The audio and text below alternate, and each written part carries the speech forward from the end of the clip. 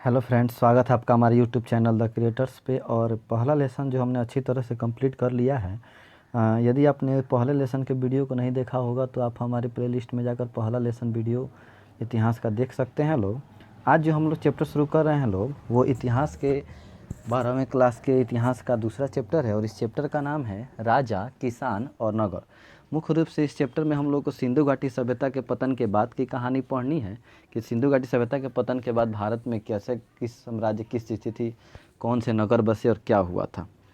तो चलिए शुरू करते हैं लोग आज का चैप्टर राजा, किसान और नगर।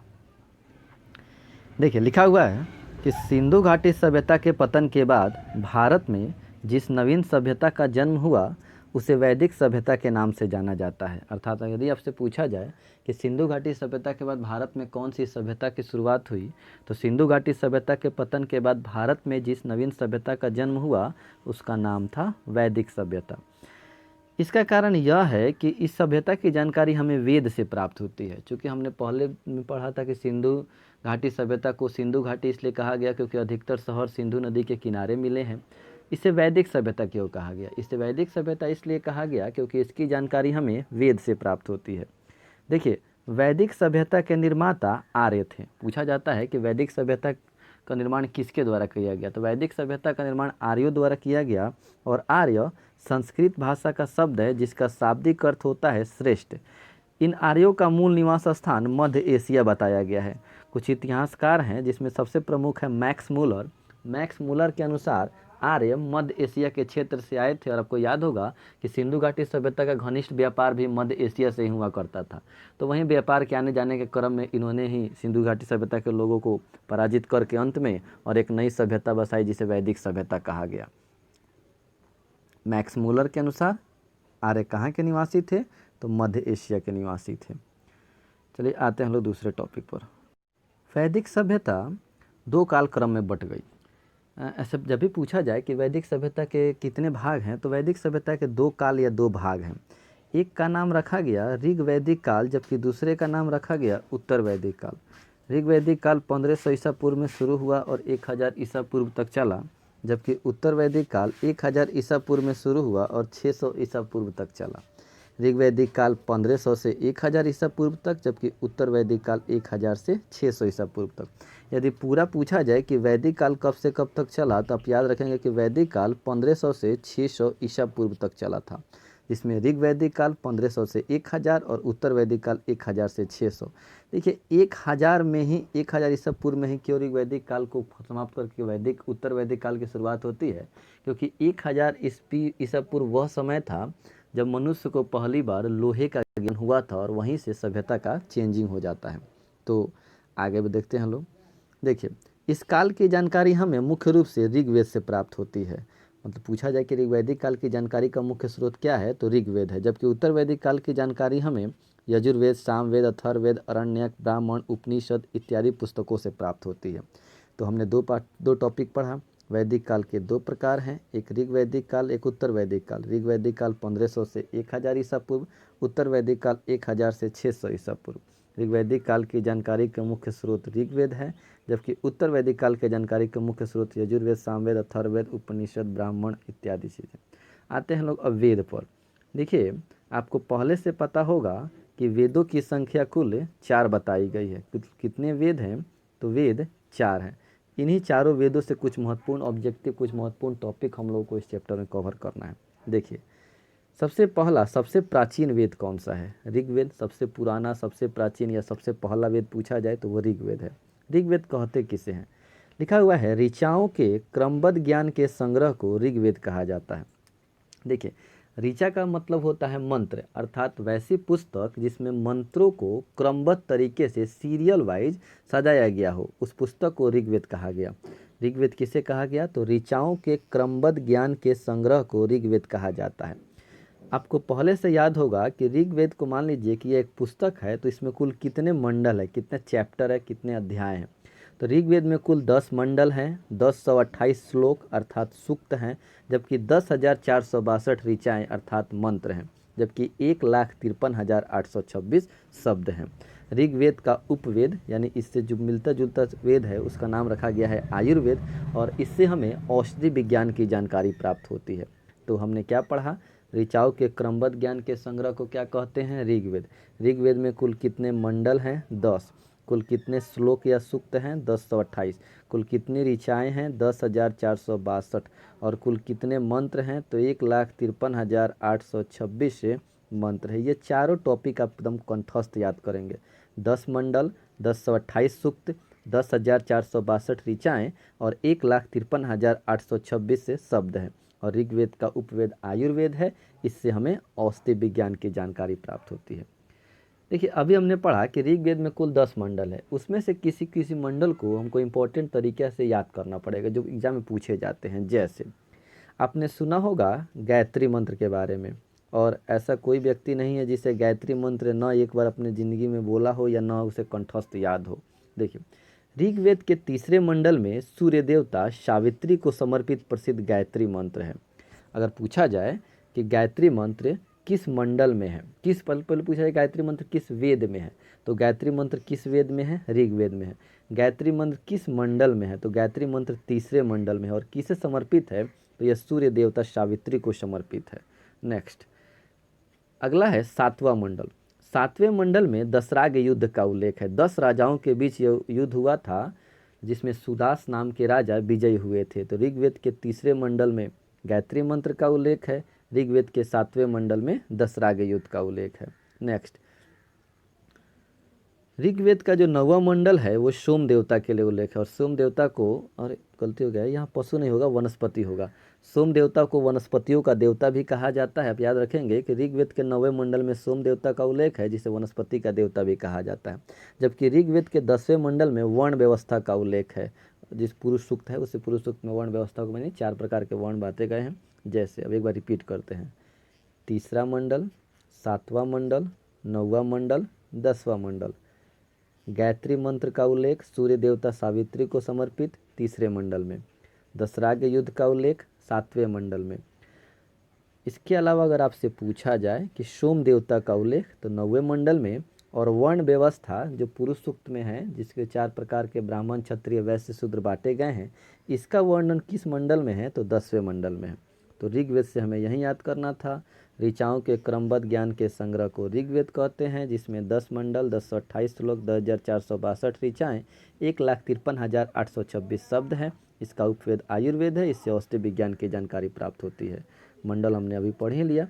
अब हम लोग आते हैं दूसरे वेद पर। जो दूसरा वेद है उसका नाम है सामवेद। सामवेद में कुल 1810 श्लोक है, लेकिन अधिकतर श्लोक ऋग्वेद से रिपीटेड है। 75 को छोड़कर शेष सभी श्लोक ऋग्वेद में ऑलरेडी पहले से उपस्थित है। सामवेद का जो उपवेद है वो गंधर्व वेद है। जैसे हमने अभी पढ़ा कि ऋग्वेद का उपवेद आयुर्वेद है, उसी तरह सामवेद का उपवेद गंधर्व वेद है।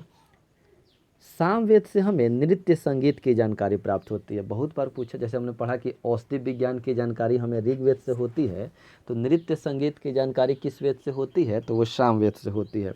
और अगर पूछा जाए कि भारतीय संगीत का जनक किस वेद को माना जाता है, तो भारतीय संगीत का जनक सामवेद को माना जाता है। 7 सुरों की पहली बार जानकारी भी किस वेद से प्राप्त होती है, तो सामवेद से। अर्थात संगीत की शुरुआत, संगीत का जनक, 7 सुरों के जानकारी का पहला स्रोत, नृत्य संगीत की जानकारी का पहला स्रोत, ये सारा आंसर क्या होगा, सामवेद। अब आते हैं हम लोग तीसरे वेद पर, यजुर्वेद। य से यजुर्वेद और य से युद्ध कला। अगर हमको युद्ध कला की जानकारी प्राप्त करनी है तो वो यजुर्वेद से संबंधित है। यजुर्वेद में कुल 40 मंडल है, 2028 श्लोक है। ये तो ज़्यादा नहीं पूछा जाता है। ये आप याद रखेंगे कि यजुर्वेद का उपवेद धनुर्वेद है, यानी धनुष विद्या की जानकारी, युद्ध कला की जानकारी अगर हमको प्राप्त करनी है तो हमें किस वेद का अध्ययन करना पड़ेगा, तो यजुर्वेद। चौथा और अंतिम वेद है अथर्ववेद। देखिए अगर पूछा जाए सबसे प्राचीन वेद तो ऋग्वेद, और सबसे बाद का वेद अथर्ववेद।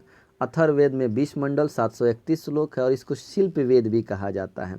मंडल श्लोक की आवश्यकता नहीं है, आप फिर मुझे याद करेंगे। जैसे हमने पढ़ा ऋग्वेद का उपवेद आयुर्वेद है, सामवेद का उपवेद गंधर्ववेद है, यजुर्वेद का उपवेद धनुर्वेद है। उसी तरह हम याद करेंगे कि अथर्ववेद का उपवेद शिल्प वेद है। इससे भवन निर्माण कला की जानकारी प्राप्त होती है। शिल्प कला, भवन निर्माण कला, जादू टोना, अंधविश्वास, इस सब चीज़ की जानकारी हमें किससे प्राप्त होती है? तो अथर्ववेद से। कहने का मतलब कि युद्ध कला की जानकारी के बाद अगर हम जिस वेद को पढ़ रहे हैं वो अथर्ववेद। अथर्ववेद से हमें काला जादू यानी जादू टोना, तंत्र मंत्र, अंधविश्वास, इस सब चीज़ की जानकारी हमें अथर्ववेद से प्राप्त होती है। तो कुल कितने वेद हैं? तो 4। चारों वेद को हमने पढ़ लिया। पहले वाले वेद का आप सब चीज़ याद करेंगे, यानी 10 मंडल, 1028 सूक्त, 10,462 ऋचा, 1,53,826 सब। बाकी का मंडल और श्लोक आवश्यकता नहीं है, लेकिन उससे जुड़े हुए ये सारे ऑब्जेक्टिव आवश्यक हैं। आते हैं लोग अगले टॉपिक पर। देखिए आगे लिखा हुआ है कि सबसे प्राचीन वेद कहा जाता है ऋग्वेद को, जबकि सबसे बाद का वेद है अथर्ववेद। वेद के बाद हमें जिस चीज़ को पढ़ना है वे है वेदांग।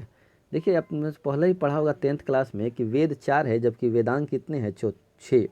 वेदों को भली भांति समझने के लिए 6 प्रकार के वेदांगों की रचना की गई। जैसे हमें हिंदी पढ़ना है, अंग्रेजी पढ़ना है, तो हमें व्याकरण पढ़ना होगा, ग्रामर पढ़ना होगा, तब हम अच्छा से समझ पाएंगे लोग। उसी तरह अगर हमको वेद जानना है तो पहले हमें वेदांग से सीखना चाहिए।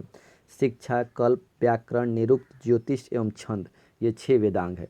आपको बस इतना ही याद रखना है कि वेद 4 हैं, जबकि वेदांग 6 हैं। नेक्स्ट देखिए आगे लिखा हुआ है, भारतीय ऐतिहासिक कथाओं का अच्छा क्रमवार विवरण पुराणों में मिलता है। अगर पहले के ज़माने में जो हम लोग कथा कहानी सुनते थे लोग, उस कथाओं का संकलन किस पुस्तक में किया गया है?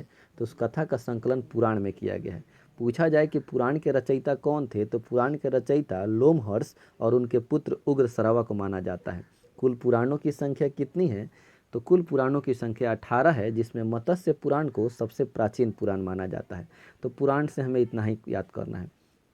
ऐतिहासिक कथाओं का विवरण कहाँ मिलता है? पुराण में। पुराण के रचयिता कौन है? तो लोमहर्ष और उग्रश्रवा। पुराण है कितने? तो 18। और सबसे प्राचीन पुराण कौन है? तो मत्स्य पुराण। तो वेद कितने हैं? 4। वेदांग कितने हैं? 6। पुराण कितने हैं? 18। पुराण में क्या है? कथाओं का विवरण। पुराण के रचयिता लोमहर्ष और उग्रश्रवा, और सबसे प्राचीन पुराण मत्स्य पुराण। नेक्स्ट आते हैं हम लोग। अब देखिए उपनिषद। उपनिषदों की संख्या कुल 108 है। अगर आपसे पूछा जाए कि कुल कितने उपनिषद हैं, तो उपनिषदों की संख्या 108 है। भारत का जो राष्ट्रीय वाक्य है, जिसका नाम है सत्यमेव जयते, वो कहाँ से लिया गया है? तो मुंडक उपनिषद से लिया गया है, या मुंडकोपनिषद से लिया गया है। तो बस इतना ही हमको याद करना था। वेद कितने हैं? तो 4। वेदांग कितने हैं? 6। पुराण कितने हैं? 18। और उपनिषद कितने हैं? तो 108। एकदम कंठस्थ याद रखेंगे। वेद 4, वेदांग 6, पुराण 18, उपनिषद 108। भारत का जो राष्ट्रीय वाक्य, उस वाक्य का नाम क्या है? तो श्रमेव जयते या सत्यमेव जयते। यह कहाँ से लिया गया है? तो मुंडक उपनिषद या मुंडकोपनिषद से लिया गया है। यह कंपटीशन या 12th क्लास का बहुत अच्छा क्वेश्चन है। अब आते हैं हम लोग नदी के बारे में। ऋग्वेद में नदी सूक्त, जैसे हमने पढ़ा था ना, 10 मंडल, 1028 सूक्त, तो उसी में से एक है नदी सूक्त। नदी सूक्त में कुल 25 नदियों का उल्लेख किया गया। अर्थात ऋग्वेद में कुल कितने प्रकार की नदी के बारे में लिखा गया है? तो 25 नदियों के बारे में लिखा गया है। और कहा जा रहा है कि वैदिक काल में जो सबसे महत्वपूर्ण नदी हुआ करती थी, उसका नाम था सिंधु नदी। सोचिए क्यों हुआ करती थी? क्यों? क्योंकि सारे के सारे शहर पहले के समय में इसी नदी के किनारे बसे होते थे, और व्यापार करने का सबसे एक माने प्रचलित मार्ग था सिंधु नदी। इसीलिए सिंधु को सबसे महत्वपूर्ण नदी माना गया। लेकिन अगर पूछा जाए कि सबसे पवित्र नदी कौन थी, तो वो सरस्वती नदी थी। सरस्वती नदी को सबसे पवित्र माना गया, और यहीं से सरस्वती नदी की पूजा शुरू होती है, और आगे चलकर यह सरस्वती पूजा में बदल जाती है। ऋग्वेद में यमुना नदी का उल्लेख 3 बार किया गया है, जबकि सरयू और गंगा नदी, सरयू आपको याद होगा अयोध्या किस शहर के किनारे बसा है? तो सरयू नदी के किनारे, और हमारा पटना शहर गंगा नदी के किनारे बसा हुआ है। तो सरयू और गंगा का उल्लेख मात्र 1 बार हुआ है, जबकि यमुना का उल्लेख 3 बार हुआ है। तो सबसे अधिक बार किस नदी का उल्लेख हुआ है? तो ऋग्वेद में अगर पूछा जाए सबसे अधिक बार किस नदी का उल्लेख हुआ है, तो वो सिंधु नदी का उल्लेख हुआ है। और कितनी बार? तो लगभग 33 बार सिंधु नदी का उल्लेख हुआ है। तो नदी से हमको क्या याद करना है? आइए देखते हैं लोग। ऋग्वेद के नदी सूक्त में कितनी नदी का उल्लेख है? 25। सबसे महत्वपूर्ण नदी सिंधु, सबसे पवित्र नदी सरस्वती। यमुना नदी का उल्लेख कितनी बार है? 3 बार। सरयू और गंगा नदी का उल्लेख कितनी बार है? 1 बार। सबसे अधिक बार किस नदी का उल्लेख है? सिंधु। कितनी बार? डबल 3, 3 और 3, 33 बार उल्लेख हुआ है। क्यों? क्योंकि यह उस समय की सबसे महत्वपूर्ण नदी थी। तो नदी से हमको इतना ही याद करना था। अब हम लोग आते हैं अपने अगले टॉपिक पर। देखिए, हम अभी ऋग वैदिक काल पढ़ रहे हैं लोग, और ऋग वैदिक काल में अब हमें सामाजिक कैसा था, धर्म कैसा था, अर्थव्यवस्था कैसी थी, राजनीति कैसी थी, ये सब पढ़ना पड़ेगा। सबसे पहले आते हैं हम लोग सामाजिक स्थिति पर। देखिए, ऋग्वैदिक सभ्यता मुख्यतः ग्रामीण सभ्यता थी। आपको याद होगा, इससे पहले हमने याद किया था कि सिंधु घाटी सभ्यता एक नगरीय सभ्यता थी, लेकिन ऋग्वैदिक सभ्यता नगरीय सभ्यता नहीं थी, यह एक गांव की तरह बसा था। अब हम लोग आते हैं सामाजिक स्थिति पर। देखिए, आपको याद होगा हमने पढ़ा था कि सिंधु घाटी सभ्यता की सामाजिक स्थिति क्या थी, तो वह एक शहरी सभ्यता थी, नगरीय सभ्यता थी। लेकिन आप यहाँ ध्यान देंगे कि ऋग्वैदिक सभ्यता नगरीय सभ्यता नहीं थी। ऋग्वैदिक सभ्यता मुख्यतः ग्रामीण सभ्यता थी। इन आर्यों का जो मूल आधार था वो परिवार हुआ करता था। ये तो कॉमन है, सिंधु घाटी सभ्यता की भी मूल इकाई परिवार ही थी, उसी तरह ऋग्वैदिक आर्यों का भी मूल आधार परिवार ही था। आर्य जब भारत आए थे शुरू में, तो उनका समाज मात्र 3 वर्गों में बटा था। एक पुरोहित हुआ करते थे, एक योद्धा और एक सामान्य जनता। अर्थात पूजा कराने वाले, पढ़ाने वाले पुरोहित, लड़ाई करने वाले योद्धा और सामान्य जनता। परंतु आगे चलकर पराजित विरोधियों अर्थात सिंधु घाटी सभ्यता के लोगों को उन्होंने शूद्र के रूप में शामिल कर लिया था। तो यहाँ से हमने क्या सीखा? तो यहाँ से हमने यह सीखा कि ऋग्वैदिक सभ्यता कैसी सभ्यता थी। तो यह एक ग्रामीण सभ्यता थी। इसका मूल आधार क्या था? तो परिवार था। जब ये लोग भारत आए तो कितने भागों में बटे थे? 3। कौन कौन? पुरोहित, योद्धा, सामान्य जनता। आगे चलकर कितने भागों में बट गए? तो एक और जुट गया, यानी अब 4 हो गए। किससे चौथा शामिल किया गया? तो जिसको उन्होंने हराया था, अर्थात सिंधु घाटी सभ्यता के लोगों को उन्होंने शूद्र के रूप में शामिल कर लिया था। आते हैं लोग नेक्स्ट टॉपिक पर। इससे पहले हमने पढ़ा था कि सिंधु घाटी समाज मातृसत्तात्मक समाज था, लेकिन यहाँ अलग है। ऋग्वैदिक समाज पितृसत्तात्मक समाज था, यानी कि अब पिता समाज में प्रधान हो गए और देवियों से ज़्यादा देवताओं की पूजा होने लगी। आगे है कि यहाँ कर्म आधारित वर्ण व्यवस्था थी। देखिए, जो ऋग्वैदिक काल था वो 4 भागों में बटा हुआ था। वहाँ के लोग बटे हुए थे, यानी पुरोहित, योद्धा, सामान्य जनता और शूद्र, यानी ब्राह्मण, क्षत्रिय, वैश्य और शूद्र। लेकिन यह जो अच्छी बात यह थी कि यह कर्म आधारित थी। कर्म का मतलब हो गया कि वर्ण व्यवस्था को कर्म के आधार पर बांटा गया है। आप जो काम कीजिएगा वहीं आपकी वर्ण अर्थात जाति हो जाएगी। कहने का मतलब यह है कि यदि आप पढ़ा रहे हैं तो आप पंडित हो जाएंगे, यदि आप लड़ रहे हो तो आप क्षत्रिय हो जाएंगे, यदि आप व्यापार कर रहे हो तो आप वैश्य हो जाएंगे, यदि आप इन सब की सेवा कर रहे हैं, इन सबसे निचली जाति वाला काम कर रहे हैं तो आप शूद्र हो जाएंगे। यदि कोई व्यापारी पढ़ाने का काम शुरू कर दे तो वो उसी समय से ब्राह्मण हो जाता था। तो यह एक अच्छी बात थी कि वर्ण व्यवस्था जन्म आधारित नहीं बल्कि कर्म आधारित हुआ करती थी। किस काल में? ऋग्वैदिक काल में। केवल और केवल ऋग्वैदिक काल में वर्ण व्यवस्था कर्म आधारित थी। इसके बाद जैसे ही उत्तर वैदिक काल शुरू होगा, कर्म आधारित व्यवस्था जन्म आधारित बदल जाएगी। अब आते हैं लोग अगले टॉपिक पर। इस समय तक स्त्रियों की स्थिति काफ़ी अच्छी हुआ करती थी। उपनयन संस्कार, शिक्षा प्राप्त करने का अधिकार, सभा और विदत जैसी संस्था, जो राजनीतिक संस्था होती थी, उसमें महिलाओं को भाग लेने का अवसर होता था। पुनर्विवाह और नियोग प्रथा का भी प्रचलन था, यानी दोबारा विवाह हो सकता था पति की मृत्यु के बाद भी। और बाल विवाह और दहेज प्रथा का प्रचलन ऋग्वैदिक काल में नहीं था। यह एक अच्छी बात है कि कम उम्र में लड़कियों की शादी नहीं होती थी और दहेज प्रथा का भी प्रचलन ऋग्वैदिक काल में नहीं था। तो इस वाक्य को पढ़कर आपको यह स्पष्ट समझ में आ गया होगा कि ऋग्वैदिक काल में स्त्रियों की स्थिति अच्छी थी। इस समय के लोग शाकाहारी और मांसाहारी दोनों प्रकार के भोजन करते थे। इनके पास जो प्रिय खेल हुआ करता था वो जुआ हुआ करता था, पासा। ये नृत्य संगीत के भी शौकीन थे। इसके अलावा यह भी याद रखेंगे कि वैसी महिलाएं जो जीवन भर अविवाहित रहती थी अर्थात विवाह नहीं करती थी, जिसे आज हम साध्वी कहते हैं, उन्हें उस समय अमाजू कहा जाता था। तो ये रही ऋग्वैदिक समाज की सामाजिक स्थिति। आई होप आपको अच्छे समझ में आया होगा। आप इसका स्क्रीनशॉट भी ले सकते हैं। अब हम लोग आते हैं सामाजिक के बाद राजनीतिक स्थिति पर। देखिए, ऋग्वैदिक आर्यों का जो मूल आधार था वो क्या था? परिवार। कई परिवार के मिलने से कुल बनता था, कई कुल के मिलने से ग्राम बनता था, कई ग्राम के मिलने से विष का निर्माण होता था, कई विष के मिलने से जन का निर्माण होता था और जन के प्रधान को राजा या जनस्य गोपा कहा जाता था। आइए इसी को समझते हैं, प्रशासन की इकाई क्या थी। सबसे छोटा इकाई क्या हो गया? परिवार। अब परिवार किसी न किसी कुल का होगा, तो कई परिवार के मिलने से क्या बनेगा? कुल।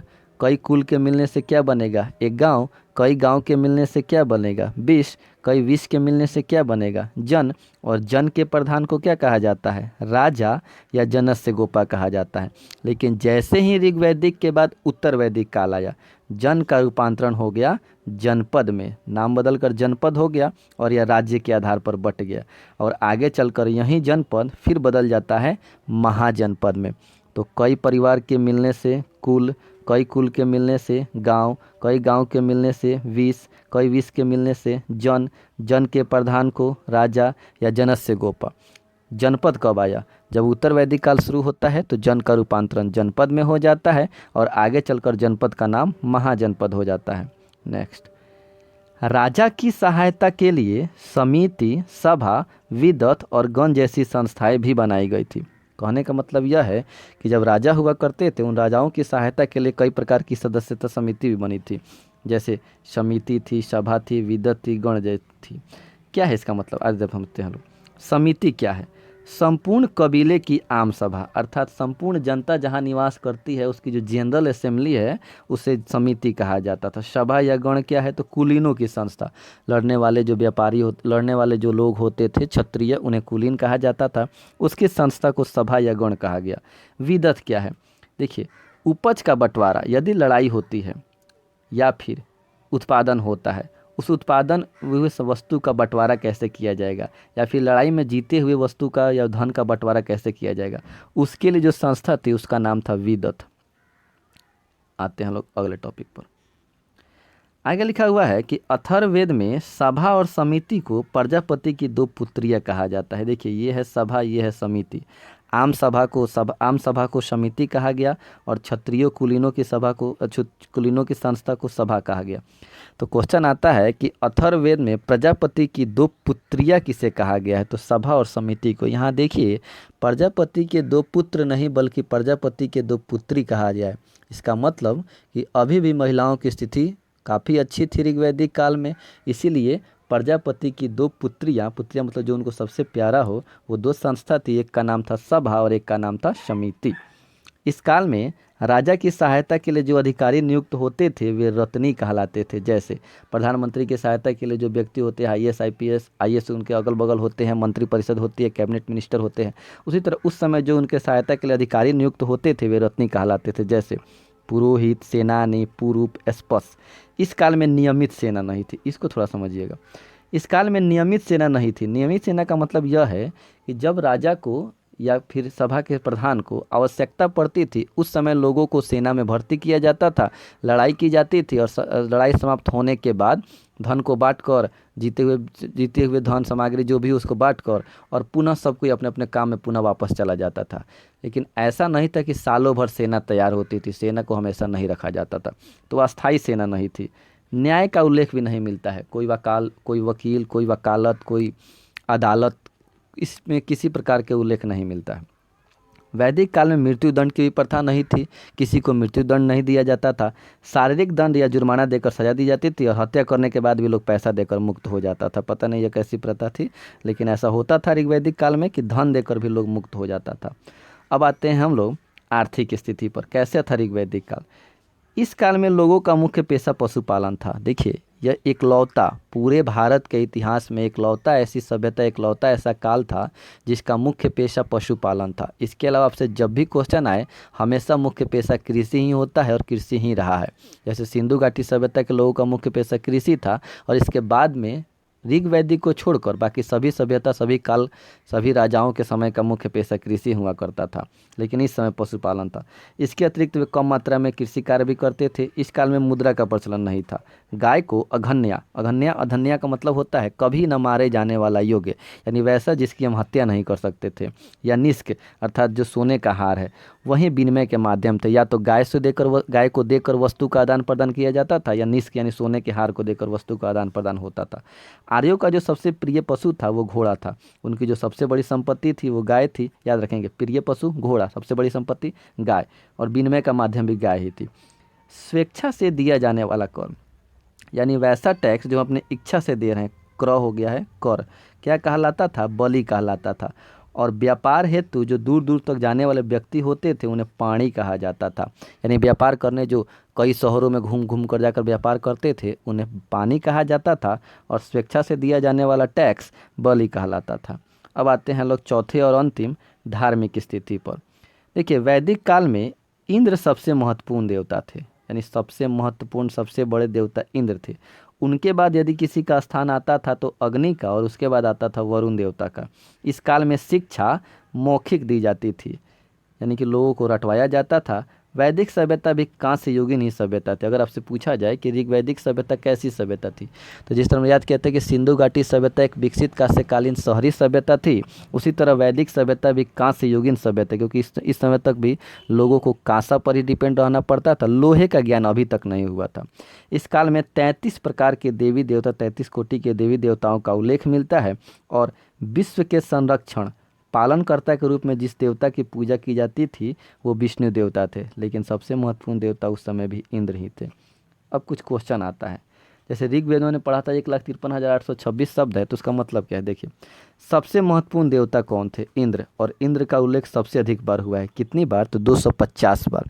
चूँकि सबसे अधिक बार इंद्र देवता का शब्द, इंद्र शब्द का नाम है, इसीलिए सबसे महत्वपूर्ण देवता कौन हो जाएंगे? इंद्र। उसके बाद अगर किसी देवता का स्थान आता है तो अग्नि का, और इनका उल्लेख 200 बार है।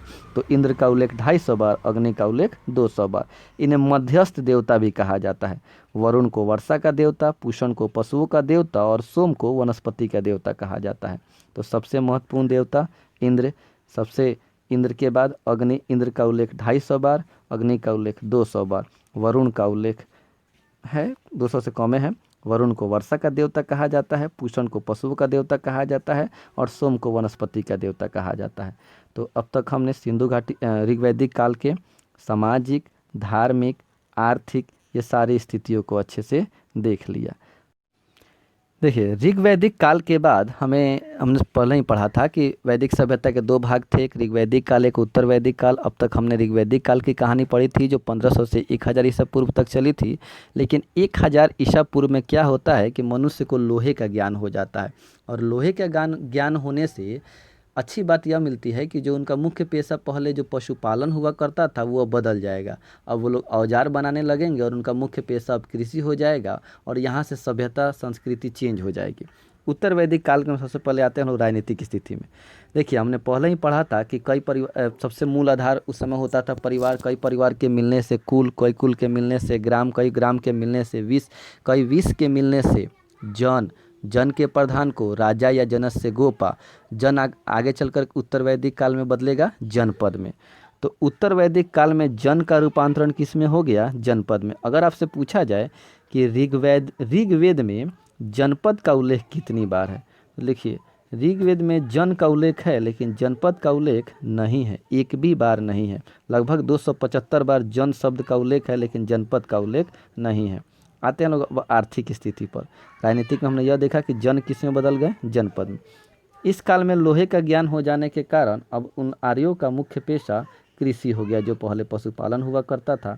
इस काल में तांबे को लोहित अयस्क कहा जाता था, लेकिन लोहे को श्याम अयस्क कहा जाता था। याद रखेंगे, तांबे को क्या कहा जाता था संस्कृत भाषा में? तो लोहित अयस्क, और लोहे को श्याम अयस्क कहा जाता था। इस काल में जो सबसे अधिक मात्रा में फसल उत्पादित की जाती थी वो थी जौ। अब आते हैं सामाजिक स्थिति पर।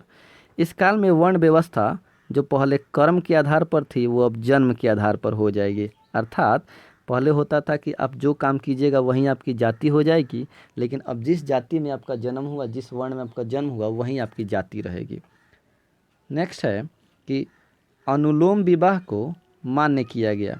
देखिए अगला टॉपिक, अनुलोम विवाह उत्तर वैदिक काल में मान्य हो गया, लेकिन प्रतिलोम विवाह पर प्रतिबंध लगा दिया गया। कहने का मतलब कि विवाह जब होता है तो वो लड़का और लड़की के बीच में जब विवाह होता है तो बड़े जात का लड़का, यानी बड़े वर्ण का लड़का किसी छोटे जात की लड़की से शादी कर सकता था, अनुलोम विवाह मान्य था। लेकिन बड़े जात की लड़की किसी छोटे कास्ट के यानी अपने से छोटे कास्ट के लड़के से विवाह नहीं कर सकती थी।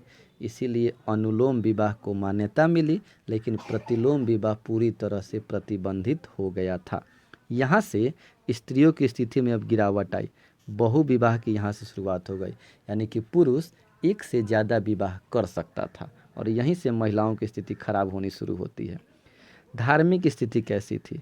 उत्तर वैदिक काल में धर्म अब यज्ञ, कर्मकांड और बलि प्रधान हो गया। मंत्र की अब उपेक्षा की जाने लगी। लोग यज्ञ और बलि में ज़्यादा विश्वास देने लगे। और भगवान विष्णु का जो पहला उल्लेख मिलता है वो भी कहाँ मिलता है? तो ऋग्वेद में ही मिलता है। नेक्स्ट, गोत्र। देखिए, जो भी मनुष्य होता है व्यक्ति, वो किसी न किसी कुल या किसी न किसी गोत्र का जरूर होता है। यह गोत्र शब्द आपको विवाह के समय में पूछा जाएगा और बार बार आपको उसी समय पता चलता भी है। तो गोत्र शब्द का प्रयोग सर्वप्रथम किस वेद में हुआ है? तो अथर्ववेद में। और चांदी का उल्लेख भी सबसे पहले किस वेद में हुआ है? तो अथर्ववेद में ही हुआ है। तो गोत्र का उल्लेख और चांदी का उल्लेख अथर्ववेद में। एक और बहुत अच्छा टॉपिक लिखा हुआ है।